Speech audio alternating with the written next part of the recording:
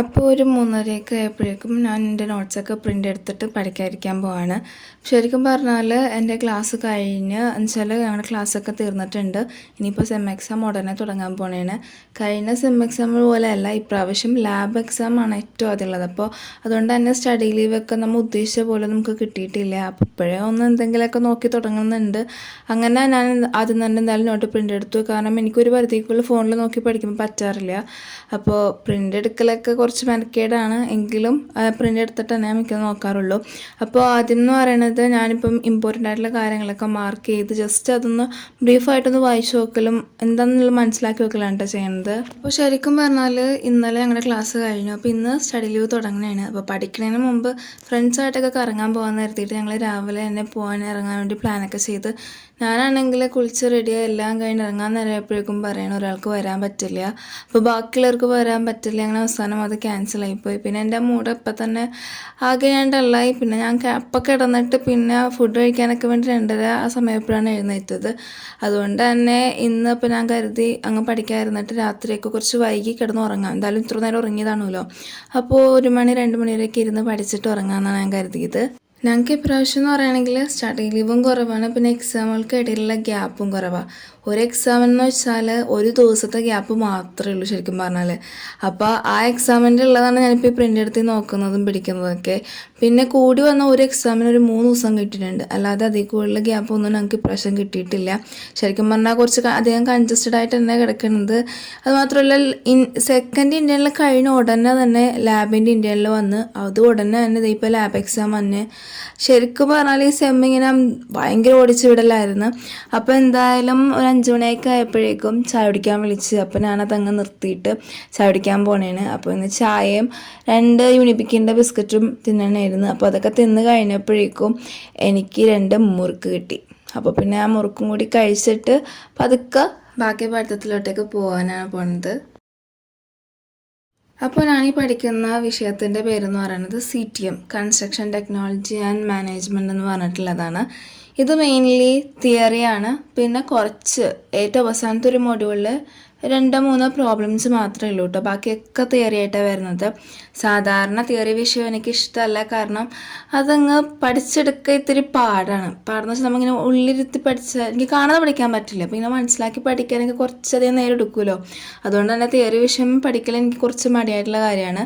പക്ഷേ ഈ വിഷയം എന്ന് വെച്ചാൽ എന്തോ എനിക്ക് കുറച്ച് ഇൻട്രസ്റ്റിംഗ് ആയിട്ട് ഫീൽ ചെയ്തിട്ടുണ്ട്. അതുകൊണ്ട് തന്നെ എനിക്ക് അങ്ങനെ മടിയൊന്നും എനിക്ക് തോന്നിയിട്ടില്ല. അതുകൊണ്ടും കൂടിയാണ് ഏറ്റവും അത് ഞാൻ ഇതിൽ തന്നെ അങ്ങ് പഠിത്തം തുടങ്ങിയതും. ബാക്കിയുള്ളവർക്കൊക്കെ ഈ സബ്ജക്റ്റ് അത്ര പിടിച്ചില്ലെങ്കിലും എനിക്ക് നന്നായിട്ട് പിടിച്ചിട്ടുണ്ട്. ഇതിപ്പോൾ മെയിനായിട്ട് കോൺക്രീറ്റ്, സിമെൻറ്റ്, അതുപോലെ തന്നെ നമ്മളുടെ ഞാൻ പറഞ്ഞ പോലെ തന്നെ ഈ കൺസ്ട്രക്ഷനിൽ വരുന്ന കാര്യങ്ങളും അതൊക്കെയാണ് ഇതിൽ മെയിനായിട്ടുള്ളത്. അപ്പോൾ ഇതിൽ തുടങ്ങുന്ന തന്നെ ഡിഫറെൻറ്റ് ടൈപ്സ് ഓഫ് ടിമ്പർ, അതിൻ്റെ യൂസുകൾ, പ്രോപ്പർട്ടീസ് അങ്ങനെയൊക്കെ ഉള്ളതാണ്. അപ്പോൾ അതൊക്കെ ഇങ്ങനെ വെറുതെ വായിച്ച് പഠിച്ച് പോകണേലും നല്ലത് ഒരു ടേബിളായിട്ട് എല്ലാ ടൈപ്പിൻ്റെയും ഒരേപോലെയുള്ള യൂസ്, പ്രോപ്പർട്ടീസൊക്കെ ഇങ്ങനെ ക്ലാസിഫൈ ചെയ്ത് ടേബിളായിട്ട് ഇതാകുമ്പോൾ നമുക്ക് പഠിക്കാനും അവസാനം റിവൈസ് ചെയ്യാനൊക്കെ ഭയങ്കര സുഖമായിരിക്കും അല്ലേ. അതുകൊണ്ട് ഞാനിപ്പോൾ അങ്ങനെ ചെയ്യുന്നത്. അങ്ങനെ ചെയ്ത് അത്യാവശ്യം ടേബിളൊക്കെ കംപ്ലീറ്റ് ആയി കഴിഞ്ഞപ്പോഴേക്കും ഞാൻ നിസ്കരിക്കാനൊക്കെ പോയി. അങ്ങനെ മഗ്‌രിബ് നിസ്കാരമൊക്കെ കഴിഞ്ഞിട്ട് ഖുർആനോത്തും കഴിഞ്ഞ് ഒരു 7 ആയപ്പോഴാണ് പിന്നെയും പഠിക്കാതിരിക്കുന്നത്. അപ്പോഴേക്കും എൻ്റെ ഇങ്ങനത്തെ 2-3 ടേബിളുകളൊക്കെ ഞാൻ കംപ്ലീറ്റ് ചെയ്തിട്ടുണ്ട്. ഇനിയും കുറച്ചും കൂടി ക്ലാസിഫൈ ചെയ്യാനുണ്ടെങ്കിൽ അതും ക്ലാസിഫൈ ചെയ്ത് അങ്ങനെ പഠിക്കാൻ തന്നെയാണ് കേട്ടോ പോണത്. പിന്നെ ഉള്ളതെന്ന് വെച്ചാൽ ഞാൻ എന്താണോ എനിക്കത് മനസ്സിലായത് അതിൻ്റെ സൈഡിൽ ഇങ്ങനെ ചെറുതായിട്ട് മംഗ്ലീഷിലൊക്കെ ഞാൻ എഴുതി വെക്കുന്നുണ്ട്. കാരണം നമുക്ക് അവസാന നിമിഷം ഒന്ന് വായിച്ചു നോക്കുമ്പോൾ ഈ സകല നോട്ടും വായിക്കലൊക്കെ പാടാം. അപ്പോൾ നമ്മളായിട്ട് ഇങ്ങനെ എന്തെങ്കിലുമൊക്കെ എഴുതി വെക്കുമ്പോൾ അതങ്ങ് വായിക്കൽ ഭയങ്കര സുഖമാണ്. അതുകൊണ്ട് ഞാൻ എപ്പോഴും അങ്ങനെ ചെയ്ത് വെക്കാറുണ്ട്.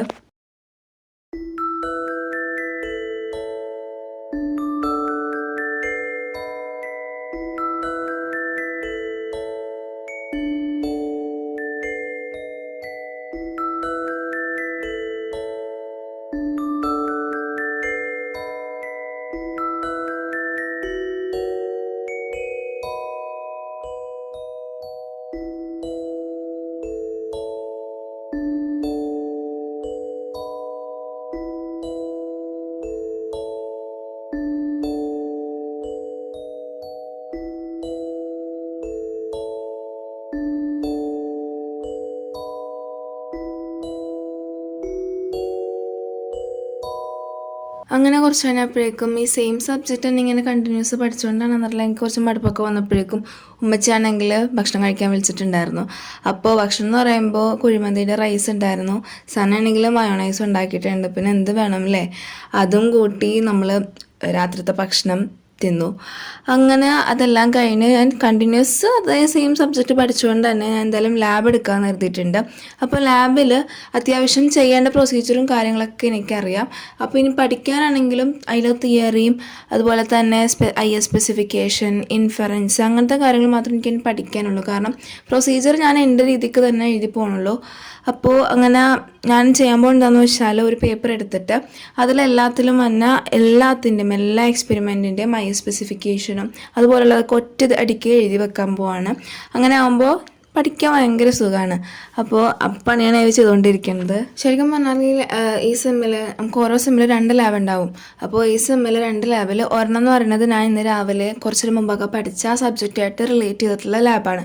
ആ ലാബിൽ എന്ന് വെച്ചാൽ ഒരു ഗുണം എന്താണെന്ന് വെച്ചാൽ ചില എക്സ്പെരിമെൻറ്റിൻ്റെ പ്രൊസീജിയറും കാര്യങ്ങളൊക്കെ ഏകദേശമൊക്കെ സെയിം ആയിട്ടിരിക്കും. പിന്നത്തുള്ള ലാബെന്ന് വെച്ചാൽ ജിയോ ടെക്നോളജിയാണ്.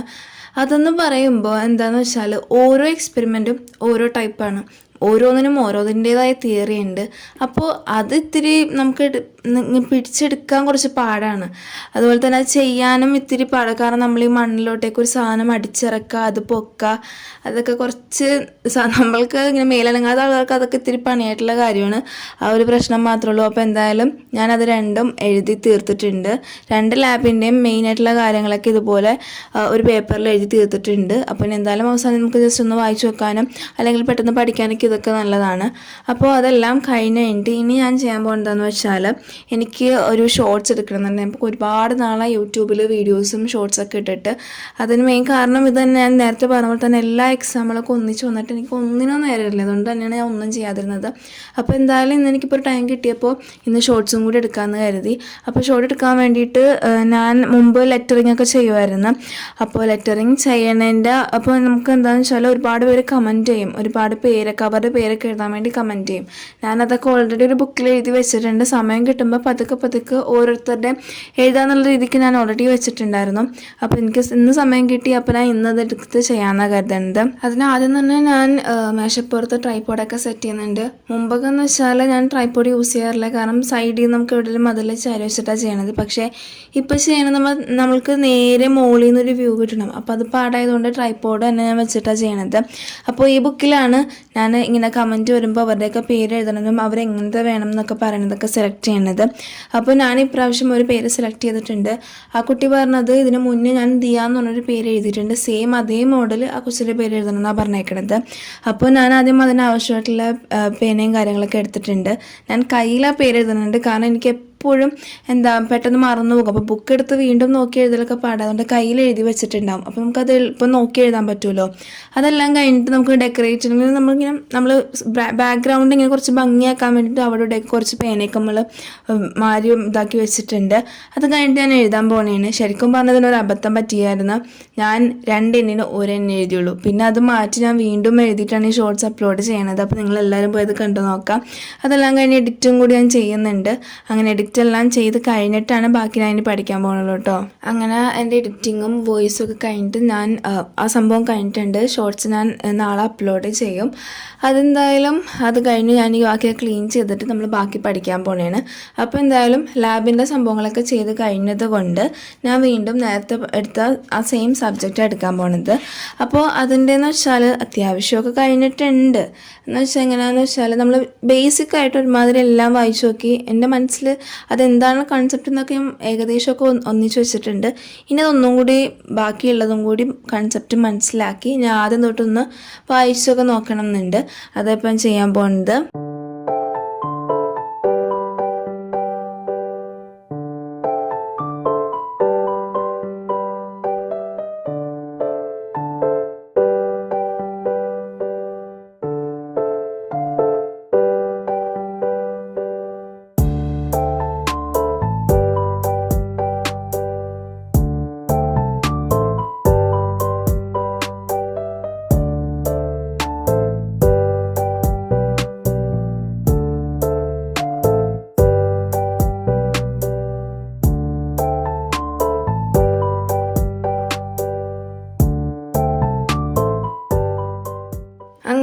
1:45 2 മണിയായപ്പോഴേക്കും ഞാൻ ആ മൊഡ്യൂൾ അത്യാവശ്യമൊക്കെ കവർ ചെയ്തിട്ടുണ്ട്.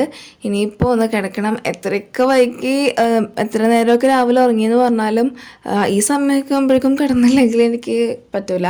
അപ്പോൾ ഞാൻ കിടക്കാൻ പോകണേന്. അപ്പോൾ ഇത്രയൊക്കെയുള്ളൂ ഇന്നത്തെ വീഡിയോ എന്ന് പറയണത്. ഞാൻ പരമാവധി എല്ലാ ആഴ്ചയും അപ്ലോഡ് ചെയ്യാൻ നോക്കാം. അപ്പോൾ നിങ്ങൾക്ക് വീഡിയോ ഇഷ്ടമുണ്ടെങ്കിൽ ലൈക്ക് ചെയ്യുക, ഫ്രണ്ട്സിന് എല്ലാവർക്കും ഷെയർ ചെയ്യുക. പിന്നെ ഇതുപോലത്തെ കണ്ടൻറ്റൊക്കെ നിങ്ങൾക്ക് വേണമെന്നാണെങ്കിൽ സബ്സ്ക്രൈബും ചെയ്യുക, ബെല്ലൈക്കൺ ക്ലിക്ക് ചെയ്യുക. പിന്നെ ഇതുപോലത്തെ സജഷൻസും കാര്യങ്ങളൊക്കെ ഉണ്ടെന്നാണെങ്കിൽ എന്തെങ്കിലും ഇനി അടുത്ത വീഡിയോ ഇന്നതായിരിക്കണം എന്നൊക്കെയുള്ള സജഷൻസ് ഉണ്ടെങ്കിൽ നിങ്ങൾ കമൻറ്റ് ചെയ്യുക. അപ്പോൾ അടുത്ത വീഡിയോയിൽ കാണുന്നവരെ ബൈ ബൈ.